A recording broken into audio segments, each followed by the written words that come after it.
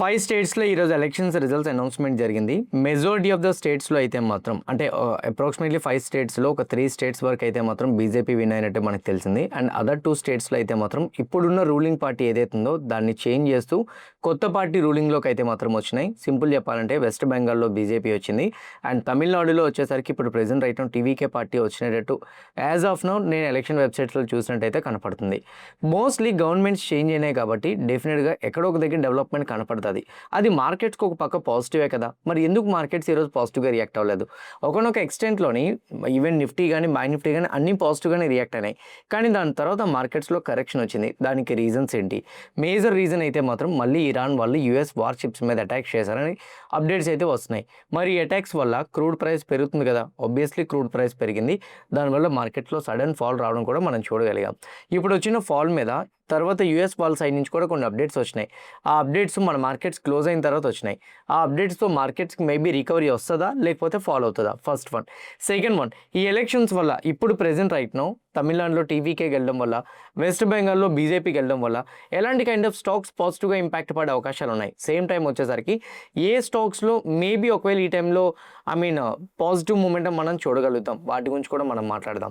Next one, 3 రోజుల నుంచి మనం న్యూస్ అప్డేట్స్ మాట్లాడుకోలేదు కాబట్టి 3 డేస్లో అంటే ఇండివిజువల్ స్టాక్స్ గురించి మాట్లాడుకోలేదు కదా. వీక్లీ అనాలిసిస్, ప్రీ మార్కెట్ ఇవన్నీ కూడా మార్కెట్ అనాలిసిస్ చేసాం కానీ వీక్లీ ఇంపార్టెంట్ స్టాక్స్ గురించి మాట్లాడలేదు. చాలా స్టాక్స్ ఎర్నింగ్స్ రిలీజ్ అయినాయి. వాటిలో కొన్ని ఇంపార్టెంట్ స్టాక్స్ లిస్ట్ నేను ఫిల్టర్ చేశాను. ఆ స్టాక్స్ రిజల్ట్స్ని మనం మాట్లాడుకొని ఈ వీడియోని ఎండ్ చేద్దాం. దాంట్లో బిట్ కాయిన్, గోల్డ్ అండ్ సిల్వర్ని కూడా మనం కవర్ చేద్దాం. అండ్ మోర్ ఓవర్ వీడియో చూస్తునేటప్పుడు మీకు ఏ పాయింట్ ఆఫ్ వ్యూ అయినా కానీ నేను మా టీం మీకు ఎఫర్ట్స్ పెట్టామని అనిపిస్తే డెఫినెట్గా వీడియోని లైక్ చేయండి.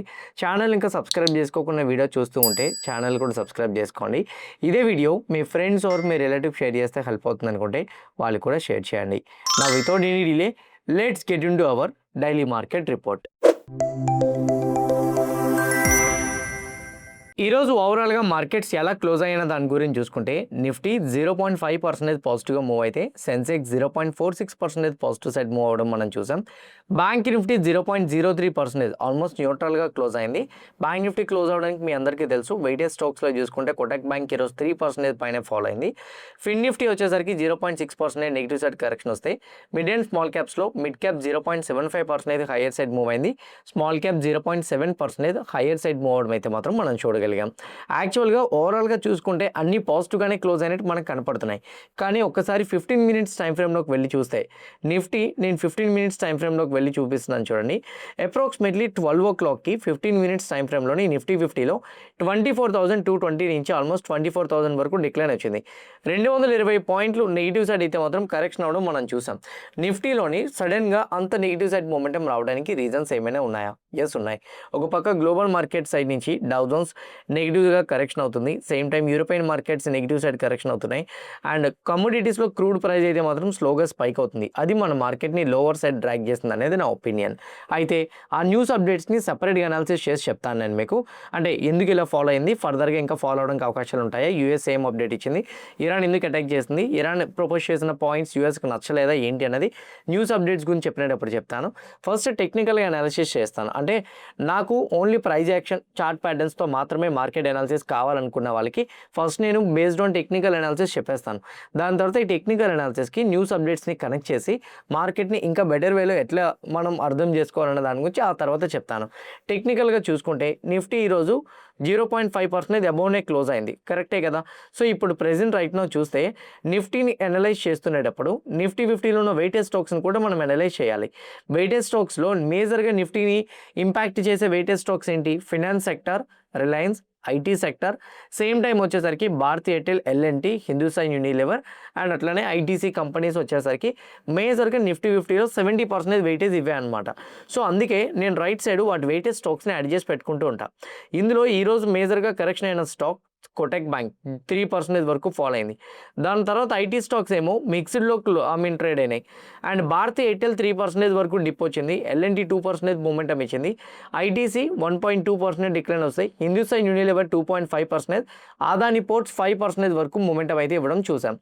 మెజారిటీ ఆఫ్ ద స్టాక్స్లోని ఒక 70% వెయిటెడ్ స్టాక్స్లో 50-60% వరకు పాజిటివ్ సైడ్ మూవ్ అవ్వబట్టి ఈరోజు నిఫ్టీ 50లో కూడా కొంత హయ్యర్ సైడ్ మూవ్ అవ్వడం అయితే మనం చూడగలిగాం. కానీ ఇన్ టర్మ్స్ ఆఫ్ పర్సంటేజ్లో మాట్లాడుకుంటే 1-2% అప్ సైడ్ అయితే క్లోజ్ అవ్వలే.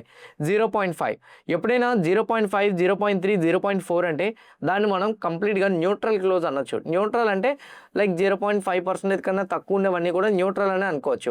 క్లోజ్ అయింది 0.5% కాబట్టి మార్కెట్స్ కొంచెం మిక్స్డ్లో క్లోజ్ అయినాయని మనం అనుకోవచ్చు. మిక్స్డ్ అన్న, న్యూట్రల్ అన్న, కన్సాలిడేషన్ అన్న, రేంజ్ బౌండ్ అన్న, వాల్టైల్ అన్న అన్నీ ఒకటే టైప్ ఆఫ్ మీనింగ్ వస్తాయి. కంగారు పడాల్సిన అవసరం లేదు. నెక్స్ట్ వన్ వచ్చేసరికి మిడ్ అండ్ స్మాల్ క్యాప్స్ని చూద్దాం. మిడ్ క్యాప్ అండ్ స్మాల్ క్యాప్స్లోని నిఫ్టీకి అగేన్స్ట్గా ట్రేడ్ అయినట్టు ఎక్కడా కనిపించట్లే.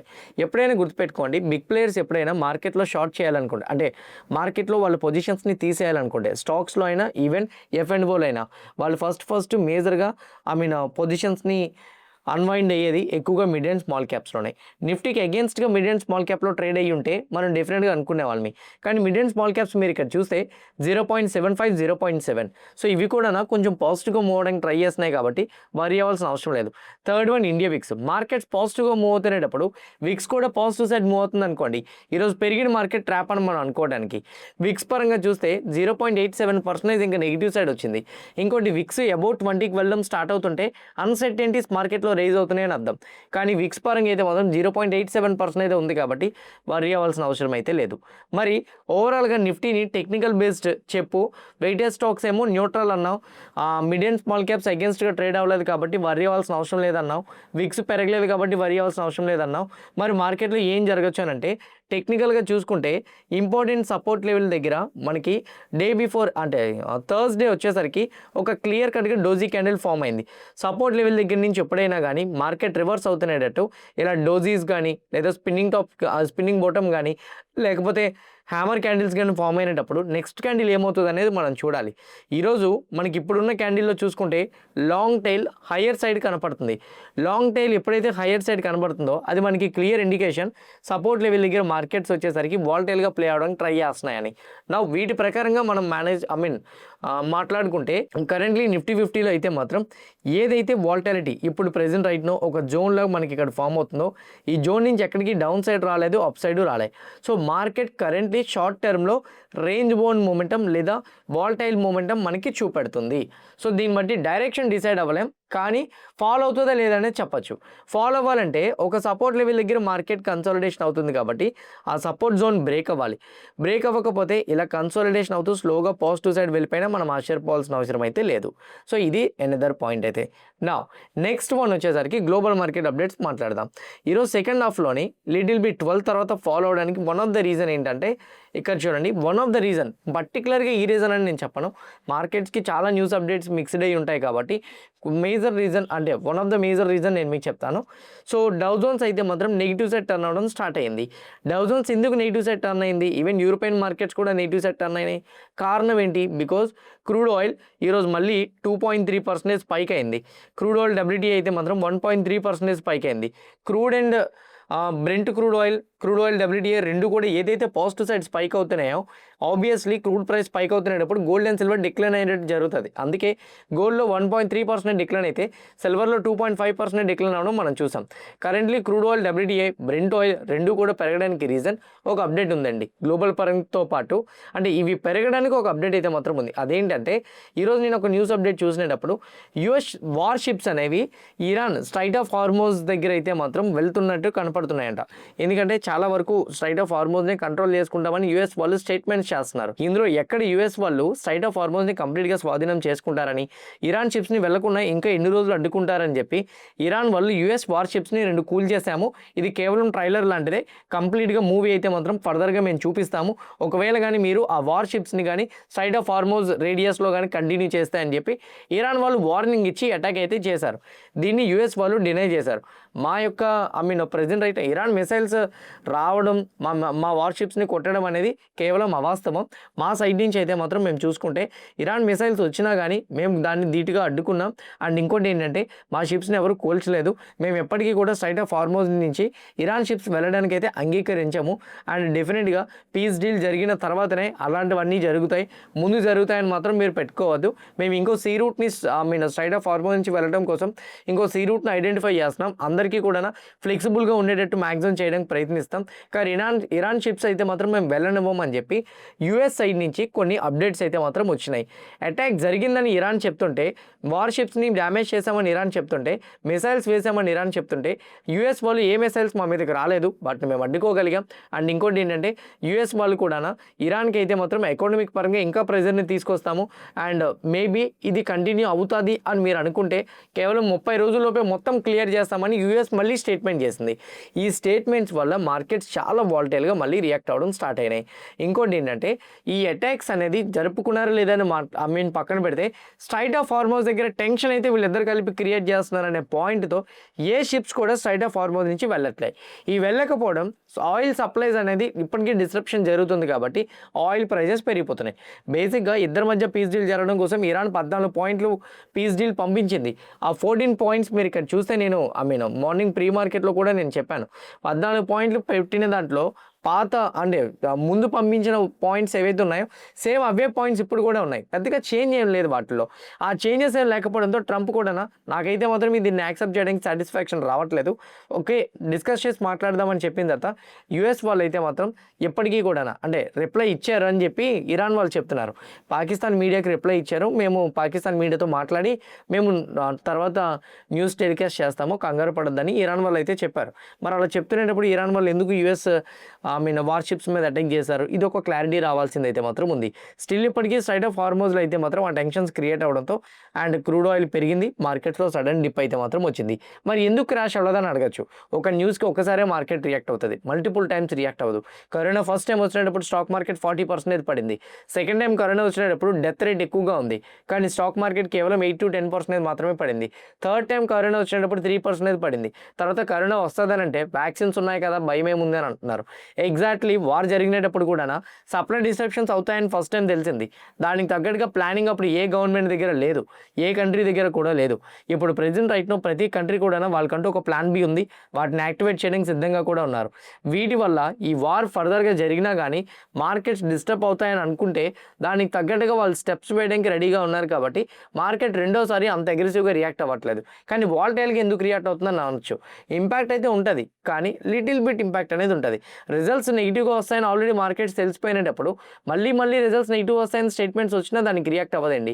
ఎగ్జాక్ట్లీ ప్రెజెంట్ రైట్ నౌ జరుగుతుంది కూడా అదే. అందుకే మన మార్కెట్స్లో వాలటాలిటీ ప్లే అవుతుంది తప్ప ఫాల్ అయితే అవ్వట్లేదు. ఇది ఇంకా ఎన్ని రోజులు జరుగుతుంది అనొచ్చు. క్రూడ్ ప్రైస్ పైకి అవుతున్నంత వరకు ఈ వాలటాలిటీ అనేది కంటిన్యూ అవుతుంది. సూన్ నాకు తెలిసి వార్ ఎండ్ అయిపోతుందని అనుకుంటున్నా. కంటిన్యూ చేసే అంత క్యాపబిలిటీ యూఎస్కి ఉన్నా, అంటే ఇరాన్కి ఉన్నా కానీ యూఎస్కి ఇప్పుడు ప్రెజెంట్ రైట్ నౌ లేదు. అంటే డబ్బుల పరంగా కాదు, ప్రెజర్ చాలా ఎక్కువగా ఉంది, ఎకనామిక్ పరంగా ప్రెజర్ ఎక్కువ ఉంది. మిడ్ టర్మ్ ఎలక్షన్స్ ట్రంప్కు దగ్గర పడుతున్నాయి. On the other side Gulf countries దగ్గర నుంచి కూడా ఇప్పుడు ప్రెజెంట్ రైట్ నౌ స్లోగా వాళ్ళకి ప్రెజర్ పెరుగుతుంటుంది.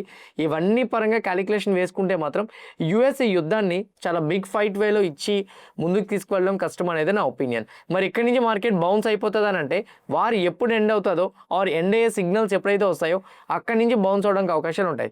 నాకు తెలిసి క్రాష్ అవ్వడం అయితే చాలా రేర్ సినారియోస్ అని నేను అనుకుంటున్నా. రేర్ సినారియోస్ అసలు క్రాష్ అవ్వదని నేను అన్ను, రేర్ సినారియోస్లో క్రాష్ ఉంటుంది. లేకపోతే మాత్రం మార్కెట్ ఇక్కడి నుంచి రికవరీ అవ్వడానికి ప్రాబబిలిటీస్ ఉంటాయేమో అనేది నా ఒపీనియన్. అయితే ఒకటి వెంటనే రికవరీ అవ్వదు, వాలటాలిటీ కొంత క్రియేట్ అవుతుంది. ఆ వాలటాలిటీ క్రియేట్ అయిన తర్వాత రికవరీ వస్తుంది. క్రాష్ సినారియోస్ అయితే తక్కువ అనేది నా ఒపీనియన్. ఓకే, మీ ఒపీనియన్ ఏంటనేది కూడా కామెంట్ బాక్స్లో పెట్టండి. రిమైనింగ్ చాలామంది వ్యూవర్స్లో బిగినర్స్ ఉంటారు కదా, వాళ్ళకి కూడా హెల్ప్ అవుతుంది. నా ఎలక్షన్స్ పరంగా మాట్లాడుకుందాం. ఎలక్షన్స్ పరంగా మార్కెట్స్ని morning positive side impact create చేసింది. ఒకసారి ఇక్కడ మీరు క్లియర్గా చూడండి. ఇది నేను చాలా వెబ్సైట్స్లో ఉన్నాయి, వేటి న్యూస్లో ఉంది, చాలా అదర్ వెబ్సైట్స్లో కూడా ఉన్నాయి. కానీ నేను డైరెక్ట్గా సెంట్రల్ గవర్నమెంట్ యొక్క ఎలక్షన్స్ కమిషన్ వెబ్సైట్ ఏదైతే ఉందో దాని నుంచే తీస్తున్నాను డేటా. వాటి ప్రకారంగా చూస్తే అస్సాంలో క్లియర్గా బీజేపీ మెజారిటీ చూపెడుతుంది. అండ్ కేరళలో అయితే మాత్రం కాంగ్రెస్ పార్టీ మెజారిటీ అయితే చూపెడుతుంది. పుడుచేరిలో కూడా బీజేపీ కొంచెం మెజారిటీ చూపెడుతుంది. తమిళనాడులో వచ్చేసరికి టీవీకే పార్టీకి అప్రాక్సిమేట్లీ 109 సీట్స్ లీడింగ్లో ఉంది. అండ్ ఇంకోటి వెస్ట్ బెంగాల్లో క్లియర్గా బీజేపీ 204 సీట్స్ అయితే మాత్రం విన్ అయ్యారు. అండ్ ఇప్పుడు ప్రెజెంట్ రైట్ నౌ వీళ్ళకి అంటే టీఎంసీ పార్టీకి అయితే మాత్రం కేవలం 83 సీట్స్ అయితే మాత్రం వచ్చినాయి.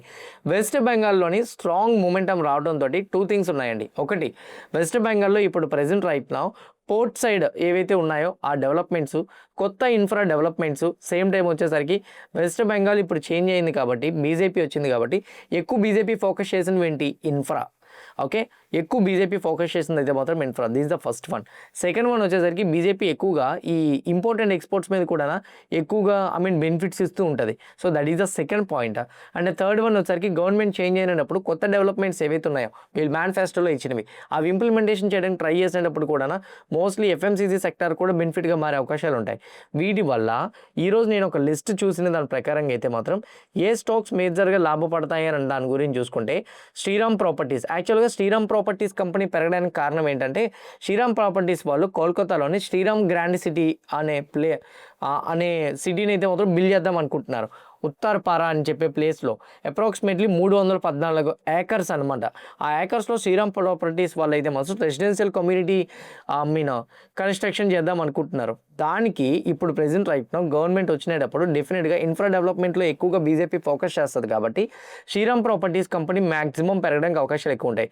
తర్వాత CESC, Bandhan bank, Senco gold, Emami, Bazaar style retail, అలానే ఆండ్రూ యూలే, ఇలాంటి కంపెనీస్ అన్నీ కూడా కోల్కతాలోనే ఎక్కువగా బిజినెస్ అంటే ఈ వెస్ట్ బెంగాల్లో ఎక్కువగా బిజినెస్ని మార్కెట్ షేర్ పెంచుకున్న కంపెనీస్ కాబట్టి కొత్త గవర్నమెంట్ వీళ్ళందరికీ కూడా మోస్ట్లీ డెవలప్మెంట్ కోసం అవకాశం ఇచ్చే అవకాశాలు ఛాన్సెస్ అయితే మాత్రం ఉన్నాయి. ఇది మేజర్గా బెనిఫిట్ అయితే మాత్రం. తర్వాత నెక్స్ట్ వన్ వచ్చరికి కన్జంప్షన్ రిలేటెడ్ కంపెనీస్ అండ్ అట్లనే ఎఫ్ఎంసీజీ రిలేటెడ్ కంపెనీస్. ఎందుకంటే బీజేపీ ఎక్కువగా ఎఫ్ఎంసీ సైడ్ నుంచి ఫెర్టిలైజర్స్ మీద సబ్సిడీస్ ఇవ్వడం ఇట్లాంటివి చేస్తుంటుంది కాబట్టి ఆ గవర్నమెంట్స్ ఎన్ని స్టేట్స్లో కంటిన్యూ అవుతుంటే అన్ని టైప్ ఆఫ్ స్టాక్స్కి మ్యాక్సిమం లాభపడే అవకాశాలు ఉంటాయి. నేను వేరే పార్టీ ఆ వెంకటేష్ ఏదని నేను చెప్పను. ఈ గవర్నమెంట్ ఇప్పుడు ప్రెజెంట్ రైట్ సెంట్రల్లో రూల్ చేస్తుంది కాబట్టి స్టేట్లో కూడా మ్యాక్సిమం అట్లాంటి కైండ్ ఆఫ్ డెవలప్మెంట్స్ని చూపించడానికి ప్రయత్నిస్తుంటారు కాబట్టి నేను మీకు చెప్తున్నాను. దాని తర్వాత ఇప్పుడు తమిళనాడులోని ఇప్పుడు డిఎంకే పార్టీ కొంచెం తగ్గడంతో సన్ టీవీ మీకు తెలుసు కదా, సన్ టీవీ స్టాక్ అది అప్రాక్సిమేట్లీ 5% వరకు ఫాలో అయింది. Because as of now DMK పార్టీతోటి ఇప్పుడు లాస్ట్ 10 to 15 ఇయర్స్ నుంచి DMK party or ADMK party ఏదైతే ఉన్నాయో వీళ్ళందరూ కూడా రూలింగ్లో ఉండడంతో సన్ టీవీకి మేజర్గా సపోర్ట్ అయితే మాత్రం వచ్చింది. సో ఇప్పుడు టీవీకే పార్టీ రావడంతో మేబీ ఆ సపోర్ట్ రాకపోవచ్చు అనే రీజన్తో సన్ టీవీ కూడా ఫాలో అయింది.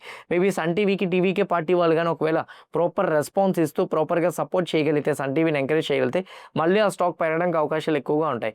తమిళనాడులోని మేజర్గా అతని ఇచ్చిన మేనిఫెస్టోలోని ఎక్కువగా ఉన్నదైతే మాత్రం అగ్రికల్చర్ రిలేటెడ్గా లోన్స్ని కంప్లీట్గా రుణమాఫీ చేస్తానని చెప్పడమే ఉంది. సో అది ఒక పక్క వచ్చేసరికి ఎఫ్ఎంసీజీకి కొంచెం లాభపడే అవకాశం ఉంది, ఫెర్టిలైజర్స్ కంపెనీస్కి వీటికి. అండ్ ఎందుకనంటే కంప్లీట్ రుణమాఫీ అయింది అని అనుకోండి, రైతులకు ఒక పక్క పాజిటివ్. అండ్ ఇంకోటి ఏంటంటే వాళ్ళు హ్యాపీగా నెక్స్ట్ ఫార్మింగ్ కూడా చేసుకోగలుగుతారు, అది ఇంకో పక్క కూడా పాజిటివ్గానే తీసుకోవచ్చు. అయితే ముందు చేయలేరని అనొచ్చు. ఫైనాన్షియల్గా ఎవరైతే ఉంటారో వాళ్ళందరూ కూడా కొంతవరకు ఇంపాక్ట్ పడడానికి ఉంటాయి కదా. సో అట్లాంటివి రైట్ను ఇప్పుడు కంటిన్యూ అవుతారని అనుకుంటున్నా. వాటిని పక్కన పెడితే ఇప్పుడు నేను చెప్పిన స్టాక్స్ లిస్ట్ ఏవైతే ఉన్నాయో ఇవి మేబీ పెరగడానికి అవకాశాలు అయితే మాత్రం ఎక్కువగా ఉన్నాయి. మేజర్గా అయితే మాత్రం బీజేపీ లీడ్ చేసిన స్టేట్స్లోని ఇన్ఫ్రా రిలేటెడ్ కంపెనీస్ ఏవైతే ప్రాజెక్ట్స్ అక్కడ విన్ అయినాయో వాటికి బిగ్ పాజిటివ్గా మారే అవకాశాలు అయితే మాత్రం ఉన్నాయి. ఆన్ ద అదర్ సైడ్ నేను బై ఎలక్షన్స్ పరంగా చూస్తే బై ఎలక్షన్స్లో కూడా ఇక్కడ చూడండి, గుజరాత్లో బీజేపీ గెలిచింది, కర్ణాటకలో కాంగ్రెస్ గెలిస్తే మళ్ళీ కర్ణాటకలో కాంగ్రెసే గెలిచింది, అండ్ మహారాష్ట్రలో బీజేపీ పర్సనే గెలిచారు, అండ్ మహారాష్ట్రలో మళ్ళీ బీజేపీ పర్సన్, నాగాలాండ్లో బీజేపీ పర్సన్, త్రిపురలో కూడా బీజేపీ పర్సన్. అండ్ ఇప్పుడు present right now by elections ఏవైతే జరిగినాయో వాటి దగ్గర కూడా బీజేపీ రిలేటెడ్ పీపులే వచ్చారు. సో ప్రెజెంట్ అయితే మాత్రం ఇన్ఫ్రా రిలేటెడ్ స్టాక్స్ మీద ఎక్కువగా ఫోకస్ చేయండి. ఆ స్టాక్స్ మేబీ కొంచెం గ్రోత్ ఇవ్వడానికి ఛాన్సెస్ అయితే మాత్రం ఉన్నాయి.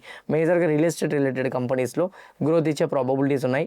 ఇప్పుడు శ్రీరామ్ ప్రాపర్టీస్ వెస్ట్ బెంగాల్లో మార్కెట్ షేర్ పెంచుకుందని చెప్పాను కదా, అట్లా అనమాట. ఓకే, సో ఐ హోప్ ఈ ఎలక్షన్స్ పాయింట్స్ మీకు అర్థమైనాయి అనుకుంటున్నా. ఇంకా ఎక్కువ మాట్లాడితే మనం రాజకీయాల గురించి మాట్లాడినట్టు ఉంటుంది. So as of now stock market రిలేటెడ్గా కనెక్ట్ చేసి మాట్లాడాం కాబట్టి ఇవి మనం పక్కన పెడదాం. తర్వాత తర్వాత ఇప్పుడు రిలయన్స్ స్టాక్ ఈరోజు మనకి పాజిటివ్ సైడ్ మూవ్ అయింది కదా. ఇండియన్ గవర్నమెంట్ ఈ వార్ సిచ్యువేషన్స్ స్లోగా పెరగడంతో, అంటే అన్సర్టెనిటీస్ పెరగడంతో ఇండియా సైడ్ నుంచి చాలా వరకు సపోర్ట్ అయితే మాత్రం ఇస్తున్నారు. ఇండియాకి రాబోయే ట్యాక్సెస్ అన్ని తగ్గించుకుంటున్నారు కూడా. ఇంకొక ట్యాక్స్ కూడా వీళ్ళు కట్ చేసుకున్నారు, అదే ఎక్స్పోర్ట్ డ్యూటీస్. జెట్ ఫ్యూయల్ మీద, డీజిల్ మీద ఎక్స్పోర్ట్ డ్యూటీస్ ఏవైతే ఉన్నాయో వాటిని ప్రజెంట్ రైట్ నా చేంజ్ చేశారు. డొమెస్టిక్ డ్యూటీస్ అయితే మాత్రం అన్చేంజ్గానే పెట్టారు. వాటిని కట్ చేయడంతో మోస్ట్లీ రిలయన్స్ కంపెనీకి అది బిగ్ పాజిటివ్. అందుకే ఈరోజు రిలయన్స్ 2.5% హైయర్ సైడ్ మూమెంటం అయితే ఇవ్వడం మనం చూడగలిగాం. నా బిట్ కాయిన్ పరంగా మాట్లాడుకుంటే Dow Jones futures little bit correction అవ్వడంతో బిట్ కాయిన్లో డిక్లైన్ అయితే మాత్రం వచ్చింది. బట్ సమ్వాట్ ఎంత డిక్లైన్ వచ్చినా బిట్ కాయిన్ ఇప్పటికీ రెసిస్టెన్స్ లెవెల్ అబోనే ఉంది. మీకు పాయింట్ గుర్తుందా, నేను ఒకటి మాట్లాడాను మార్నింగ్ ప్రీ మార్కెట్లో. ఒక రెసిస్టెన్స్ లెవెల్ని డైరెక్ట్గా ఇప్పుడు ప్రెజెంట్ అయితే హిట్ చేసింది. సో 2 సినారియోస్ ఉన్నాయి. అయితే ఇక్కడ నుంచి మూవ్ అవ్వచ్చు, లేకపోతే 78,155 లెవెల్కి వచ్చి రీటెస్ట్ చేసి మళ్ళీ 84,450కి మూవ్ అవ్వడానికి ఛాన్సెస్ అయితే మాత్రం ఉన్నాయి. లేదా డైరెక్ట్గా ఇది బ్రేక్ అయ్యే అవకాశాలు కూడా ఉంటాయి. సో నా పాయింట్ ఆఫ్ వ్యూలో అయితే మాత్రం 78,000 బ్రేక్ అవ్వాలంటే నైట్ డౌ జోన్స్ ఓపెన్ అయ్యి బిగ్గెస్ట్ క్రాష్ అయితే మాత్రం, అంటే మేజర్ క్రాష్ అయితే మాత్రం బిట్ కాయిన్లో డిక్లైన్ అనేది చూడొచ్చు. లేదనుకుంటే మాత్రం 78,000కి టచ్ చేసి స్లోగా 84,500 వరకు రీచ్ అయ్యే ప్రాబబిలిటీస్ ఉంటాయి అనేది నా opinion. On the other side ఈరోజు గోల్డ్లో రెసిస్టెన్స్ లెవెల్ని, అంటే మీరు ఇక్కడ క్లియర్గా చూడండి, సపోర్ట్ లెవెల్ బ్రేక్ అయింది. ఆపోజిట్ సైడ్ నుంచి వెళ్ళేటప్పుడు అది రెసిస్టెన్స్ లెవెల్గా యాక్ట్ చేస్తుంది. ఎగ్జాక్ట్లీ ఇప్పుడు అది రెసిస్టెన్స్ లెవెల్ని టచ్ చేసి గోల్డ్ అయితే మాత్రం డిక్లైన్ అవుతుంది. రీసెంట్ స్వింగ్లో కానీ బ్రేక్ అవ్వగలిగితే మేబీ గోల్డ్ కానీ స్లోగా గోల్డ్ 4,350 వరకు డిక్లైన్ చూసే ఛాన్సెస్ ఉంటాయి. నా పాయింట్ ఆఫ్ వ్యూలో అయితే మాత్రం ఈ స్వింగ్లో బ్రేక్ అయితే డౌన్ఫాల్ వచ్చింది. లేదనుకుంటే మాత్రం స్లోగా డిక్లైన్ అయ్యి ఇక్కడే కన్సల్టేషన్ అవుతుంది. నైట్కి ఏమైనా కానీ యూఎస్ వాళ్ళు ఇరాన్కి చెక్ పెట్టేటట్టు ఏదైనా స్టేట్మెంట్స్ చేసినా, ఇరాన్ వాళ్ళు యూఎస్కి చెక్ పెట్టేటట్టు ఏమైనా స్టేట్మెంట్స్ చేసినా కానీ అది ఇమీడియట్గా గోల్డ్ ప్రైస్ని క్రాష్ అవ్వడానికి లీడ్ చేసే అవకాశాలు ఎక్కువ ఉంటాయి. Even same for silver also. Gold and సిల్వర్లోని మీరు యాక్టివ్గా ట్రేడ్ చేయాలనుకుంటే కింద కామెంట్ బాక్స్లో నేను మీకు డెల్టా ఎక్స్చేంజ్ రిఫరల్ లింక్ ఇస్తున్నా. ఆ లింక్ క్లిక్ చేసి అకౌంట్ ఓపెన్ చేసుకుంటే డెఫినెట్గా మీకైతే మాత్రం ట్రేడ్ చేసుకోవడానికి విత్ లివరేజ్ ఎక్స్పైరీ అంటూ ఏమీ ఉండదు. ఇప్పుడు లాస్ట్ 3 డేస్ మార్కెట్లో హాలిడే వచ్చింది. ఎంసీఎక్స్లో మీరు ఫ్రైడే అయితే 5 తర్వాత ట్రేడ్ చేసుకోగలిగారు. 5కి ముందు ట్రేడ్ చేసుకోవడం అవ్వలేదు. సాటర్డే సండే హాలిడే వచ్చింది మళ్ళీ. బట్ వీటిలో అనుకోండి విత్ లివరేజ్తో మీరు ట్రేడ్ చేసుకోవచ్చు. ఈ అటాక్స్ ఎట్లాంటివి జరుగుతునేటప్పుడు గోల్డ్ ఎక్కడైనా కానీ కొంచెం సడన్ స్పైక్స్ ఇస్తున్నా కానీ ఇందులో మీకు ఇమీడియట్గా తెలిసిపోతుంటుంది. కాబట్టి ముందుగానే వీటిలో స్క్వేర్ ఆఫ్ చేసుకోవచ్చు మీ పొజిషన్స్ని. అందువల్ల ఎవరైనా గోల్డ్, సిల్వర్, బిట్ కాయిన్లో యాక్టివ్గా ట్రేడ్ చేద్దాం అనుకుంటే కింద కామెంట్ బాక్స్లో ఇచ్చిన లింక్ని క్లిక్ చేసి అకౌంట్ ఓపెన్ చేసుకుంటే 5 మినిట్స్లో యాక్టివేట్ అవుతుంది. లెవరేజ్ ఎక్కువ ఉన్నా కానీ స్టార్టింగ్ తక్కువ లెవరేజ్తో వెళ్ళండి. ఎక్స్పీరియన్స్ బట్టి లెవరేజ్ని పెంచుకోవడానికి ట్రై చేయండి. ఇనీషియల్గా ఎక్కువ లెవరేజ్ వెళ్తే ఈజీగా మీ స్టాప్ లాస్ ట్రిగర్ అవడానికి అవకాశాలు ఉంటాయనేది నా ఒపీనియన్. నా స్టాక్స్ పరంగా మాట్లాడుకుంటే ఫస్ట్ వన్ హెచ్ఏఎల్. ఈరోజు హెచ్ఏఎల్ స్టాక్ ఆల్మోస్ట్ 5% పెరిగింది. దానికి మేజర్గా ఉన్న న్యూస్ అప్డేట్ అయితే మాత్రం ఫస్ట్ వన్ కోటా రవి అనే పర్సన్ని సిఎండి రోల్ ఇవ్వడం జరిగింది. ఇతను ఇంతకు ముందు అయితే మాత్రం డైరెక్టర్గా ఉన్నారు. అతను ఉండేటప్పుడు హెచ్ఏఎల్కి మహారత్న స్టేటస్ కూడా వచ్చింది. అతను ఉండేటప్పుడు హెచ్ఏఎల్కి 156 LCH ప్రశాంత్ ఇప్పుడు ప్రెజెంట్ రైట్ ప్రాజెక్ట్ కూడా వాళ్ళకే వచ్చింది. అంటే హెచ్ఏఎల్ డైరెక్టర్గా ఉండేటప్పుడు big projects like 180 LCA Tejas networks కానీ ఇండియన్ ఎయిర్ ఫోర్స్కి అండ్ అలానే ఇండియన్ ఆర్మీకి 156 LCH ప్రశాంత్ ప్రాజెక్ట్స్ కానీ అండ్ సేమ్ టైం వచ్చేసరికి on the other side civil manufacturing and MRO ఇట్లాంటి రిలేటెడ్వి హెచ్ఏఎల్వి డైవర్సిఫై కూడా చేయడం జరిగింది. హెచ్ఏఎల్ని ఇంకా ఆర్టిఫిషియల్ ఇంటెలిజెన్స్ రిలేటెడ్గా అయితే మాత్రం ఇంకా ఎక్కువగా డెవలప్ చేయాలని ఐడియాలజీ కూడా అతందే. ఇప్పుడు రైట్ నో అతన్ని సిఎండి రోల్కి తీసుకురావడంతో హెచ్ఏఎల్కి ఇంకా ప్రాజెక్ట్స్ పెరిగే అవకాశాలు ఉంటాయని అతని విజన్లో కానీ హెచ్ఏఎల్ కంపెనీ లీడ్ అయితే మాత్రం డెఫినెట్గా ఫినాన్షియల్ ఇయర్ 27 ఎండింగ్కి యాజ్ ఆఫ్ నో ఉన్న సిఎస్ఈఆర్కి 20% అబోవ్ రీచ్ అవ్వడానికి అవకాశాలు ఉంటాయని చెప్పి హెచ్ఏఎల్ మీద అప్డేట్స్ అయితే మాత్రం ఉన్నాయి. అంతేకాదు హెచ్ఏఎల్ కంపెనీ మీద పాజిటివ్ అప్గ్రేడ్స్ కూడా ఉన్నాయి. మేజర్గా ఉన్న అప్గ్రేడ్స్లో అయితే మాత్రం ఇప్పుడున్న షేర్ ప్రైస్ ఏదైతే ఉందో అక్కడి నుంచి హెచ్ఏఎల్ షేర్ ప్రైస్ ఫర్దర్గా 5,900కి మూవ్ అవుతుందని రేటింగ్ ఏజెన్సీస్ వాళ్ళు అయితే మాత్రం చెప్తున్నారు. ఇది అనదర్ పాజిటివ్ పాయింట్. అందుకే మనం హెచ్ఏఎల్ స్టాక్లో 5% మూమెంటం చూడగలిగాం. ఆదాని పోర్ట్స్లో 5 to 6% మూమెంటం చూసాం. ఒకటి కంపెనీ ఎర్నింగ్స్ చాలా స్ట్రాంగ్గా వచ్చినాయి. 2 వెస్ట్ బెంగాల్లో బీజేపీ గవర్నమెంట్ విన్ అవడంతో పోర్ట్ రిలేటెడ్గా ఆదాని పోర్ట్స్కి పర్మిషన్స్ ఎక్కువగా వస్తాయని ఎక్స్పెక్టేషన్స్ రైజ్ అవుతున్నాయి. అండ్ ఇంకోటి ఏంటంటే దానివల్ల ఆదాని స్టాక్స్ అన్నీ కూడా పెరిగినాయి బీజేపీ రావడంతో. బికాజ్ వెస్ట్ బెంగాల్లో ఇంతకుముందు పర్మిషన్స్ అంతగా వచ్చేవి కాదు. ఇప్పుడు ప్రెజెంట్ రైట్ ఆదాని పోర్ట్స్కి ఇంకా పర్మిషన్స్ వస్తాయి. ఇంకో పక్క రిజల్ట్స్ పాజిటివ్గా రావడం. హెచ్ఎస్బీసీ వాళ్ళు ఈ కంపెనీ మీద కూడా బై రికమెండేషన్ 1,800 నుంచి 1,950కి ఇచ్చారు. ఫైనాన్షియల్ ఇయర్ 31కి అయితే మాత్రం కంపెనీ ఆర్ఓసిఈ 20% పెరుగుతుందని, ఎబిటా 18% పెరుగుతుందని చెప్తున్నారు. ఫైనాన్షియల్ ఇయర్ 27 మేనేజ్మెంట్ రిజల్ట్స్ ఇచ్చిన తర్వాత గైడెన్స్లో అయితే మాత్రం కరెంట్లీ మిడిల్ ఈస్ట్ డిస్టర్బెన్స్ ఉన్నా కానీ ఎర్నింగ్స్ స్టేబుల్గానే ఉంటాయని పాజిటివ్ స్టేట్మెంట్ కూడా చేశారు. Q4 ఎబిటా కూడా 20% ఇయర్ ఆన్ ఇయర్లో గ్రోత్ చూపించిందని కూడా చెప్తున్నారు.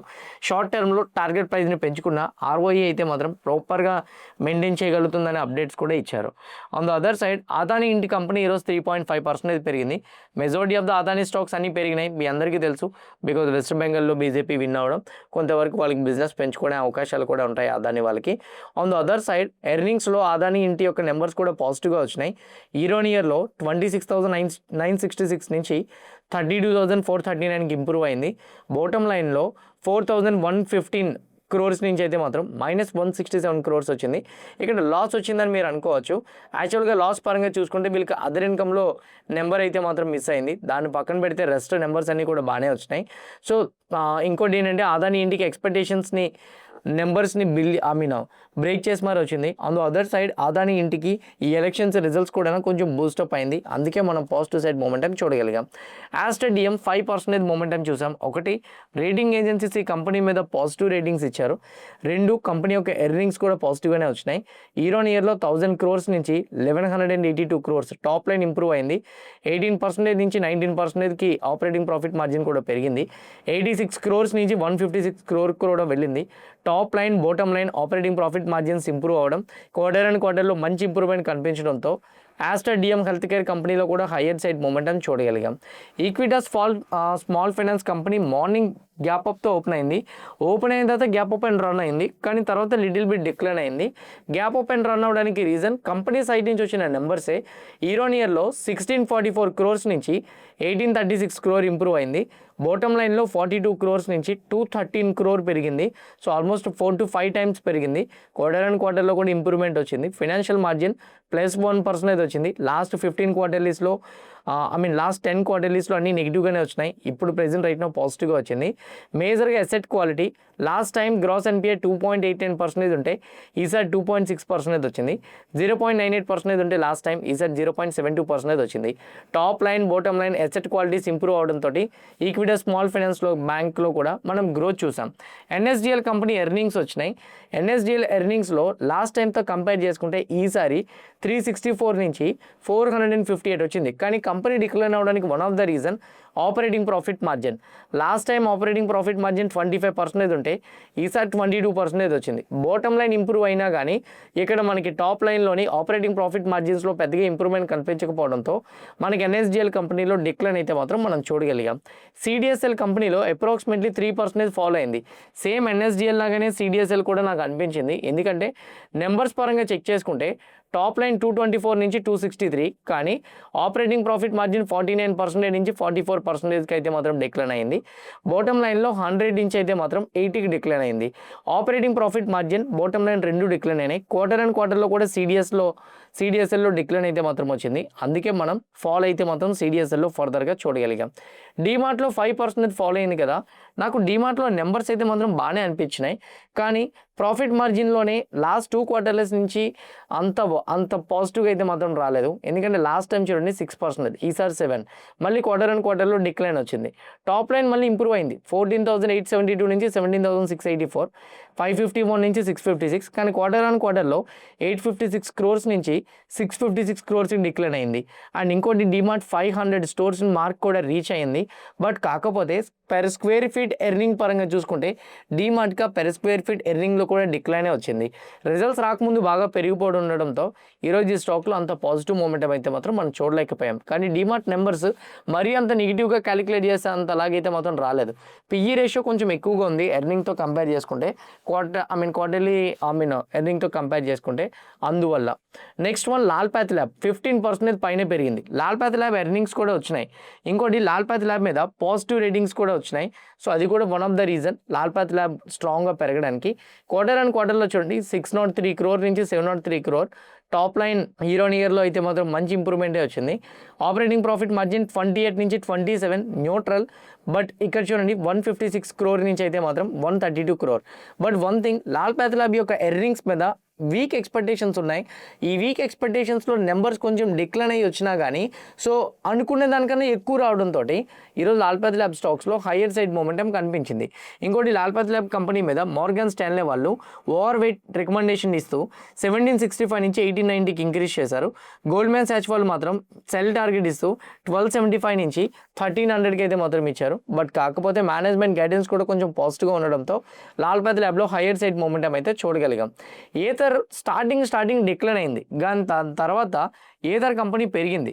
యాక్చువల్గా ఏథర్ సైడ్ నుంచి కొన్ని అప్డేట్స్ వచ్చినాయి. ఆ అప్డేట్స్లో మేనేజ్మెంట్ గైడెన్స్ కూడా పాజిటివ్గానే వచ్చింది. కంపెనీ లాస్ట్ టైంతో 234 కోట్లు లాస్ పోస్ట్ చేస్తే ఈసారి కేవలం 100 crores లాసే పోస్ట్ చేశారు. రెవెన్యూ 676 crores నుంచి 1175 crores రెవెన్యూ పెరిగింది, లాస్ తగ్గింది. ఇంకోటి ఏథర్ వాళ్ళు ఇచ్చిన మేనేజ్మెంట్ గైడెన్స్ ప్రకారంగా వాళ్ళు చెప్తున్న దాని ప్రకారంగా అయితే మాత్రం ఏథర్ వాళ్ళు మెయిన్ పాయింట్ అయితే మాత్రం వాళ్ళ యొక్క కేబుల్ ఇప్పుడు ప్రెజెంట్ రైట్ నౌ వాళ్ళ కెపాసిటీ ఏదైతే ఉందో ఆల్మోస్ట్ దాన్ని 10 lakh పెంచుతారని చెప్తున్నారు. ఫస్ట్ ఫేజ్లో 5 lakh, సెకండ్ ఫేజ్లో 5 lakh, కమర్షియల్ ఫేజ్ కూడా ఫైనాన్షియల్ 27 Q3లో మొదలు పెడతామని కూడా చెప్పారు. దీనివల్ల ఏథర్ కంపెనీలో ఈరోజు మనం రికవరీ మనం చూడగలిగాం. ఆర్ఆర్ కేబుల్స్లో ఒకనొక స్టేజ్లో 10% మూమెంటం అయితే చూసాం. ఆర్ఆర్ కేబుల్స్లో 10% మూమెంటం రావడానికి ఒకటి ఆర్ఆర్ కేబుల్స్ ఇచ్చిన మేనేజ్మెంట్ గైడెన్స్, రెండు వాళ్ళ నెంబర్స్ 2018 crores నుంచి 2964 crore. టాప్ లైన్ ఇంప్రూవ్ అయింది, ఆపరేటింగ్ ప్రాఫిట్ మార్జిన్ న్యూట్రల్లో వచ్చింది, అంటే ఫ్లాట్. కానీ బాటమ్ లైన్ చూడండి 129 crores నుంచి 168. ఈవెన్ క్వార్టర్లో కూడా ఇంప్రూవ్మెంట్ కనిపించింది. ఆర్ఆర్ కేబుల్ వాళ్ళు చెప్తున్న దాని ప్రకారంగా కేబుల్స్ అండ్ వైర్స్లో 16 to 18% గ్రోత్ అయితే మాత్రం మేము చూస్తున్నాం. కానీ ఫైనాన్షియల్ 27కి ఎఫ్ఎంఈజీ బిజినెస్లో అయితే మాత్రం బ్రేక్ ఈవెన్ కొడతామని కూడా చెప్తున్నారు. వాటిలో గ్రోత్ 10 to 12% ఉంటే 25%కి ఇంప్రూవ్ చేస్తామని కూడా చెప్తున్నారు. 1200 కోట్లు క్యాంపెక్స్ని అయితే మాత్రం ప్రెజెంట్ రైట్ తీసుకొచ్చాం. దానివల్ల 5000 కోట్ల రెవెన్యూ అయితే మాత్రం వస్తుంది వన్స్ ఆ క్యాపెక్స్ కంప్లీట్గా ఇంప్లిమెంటేషన్ అయితే అని కూడా చెప్పారు. దానివల్ల ఆర్ఆర్ కేబుల్స్ యొక్క కంపెనీ 10% దాటి 13%తో మనం క్లోజ్ అవ్వడం అయితే చూడగలిగాం. మేజర్గా ఉన్న స్టాక్ అప్డేట్స్ అయితే మాత్రం నేను మీకు చెప్పాను. ఇంకేమైనా ఉంటే డెఫినెట్గా మార్నింగ్ ప్రీ మార్కెట్ అనాలిసిస్లో చెప్తాను. ఇంతవరకు వీడియో చూసారంటే డెఫినెట్గా మీకు హెల్ప్ అయిందని నేను అనుకుంటున్నా. ఎవ్రీథింగ్ హెల్ప్ అయితే వీడియోని లైక్ చేయండి. ఛానల్ ఇంకా సబ్స్క్రైబ్ చేసుకోకుండా వీడియో చూస్తూ ఉంటే ఛానల్ కూడా సబ్స్క్రైబ్ చేసుకోండి. ఇదే వీడియో మీ ఫ్రెండ్స్ వరకు మీ రిలేటివ్ షేర్ చేస్తే హెల్ప్ అవుతుంది అనుకుంటే వాళ్ళు కూడా షేర్ చేయండి. See all tomorrow morning at 8 AM in pre-market analysis. Bye-bye.